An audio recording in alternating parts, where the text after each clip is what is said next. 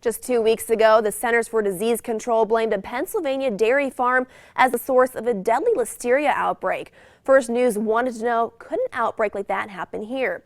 27 Investigates reporter Amanda Smith asked farmers and the state, how safe is our milk? Farmers here in the Mahoning Valley sell $67 million worth of milk every year. Now that's a lot of money at stake, and it's important that food is safe.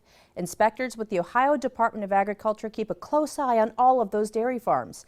Everything from milk to manure comes under their jurisdiction. It has a whole set of rules associated with its production, which are designed to have a steady, safe supply of milk. In Pennsylvania, that deadly outbreak was carried in raw milk.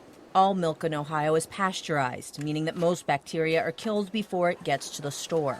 But improperly handled milk can still make people sick.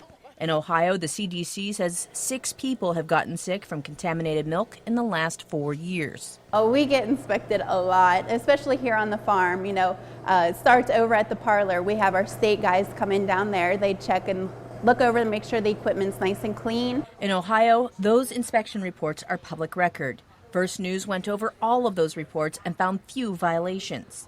Farms like Baker's Golden Dairy are especially monitored. They bottle their own milk and sell it directly on the farm. We have, between the state and the county, we have about 6 different inspectors that oversee us here.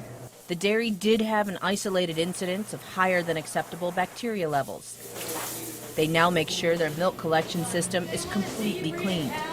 Pipes and vats are made of glass, which is easier to keep sterile. Cows are cleaned too. You don't want to stick the milker on a cow that might have even like sawdust or any bit of manure. We use iodine, which you're supposed to leave it on there for a few seconds and then wipe it off. That way it kind of sanitizes the teat, and using iodine, it kind of moisturizes the teat as well. Inspectors also watch for drug safety. Dairy cattle are not routinely treated with hormones or antibiotics. If they are sick or have infections, the cow is treated, but her milk is dumped. She's marked with a band like this one to let workers know. No milk that leaves the farm and goes into the bottling manufacturing process has antibiotics in it.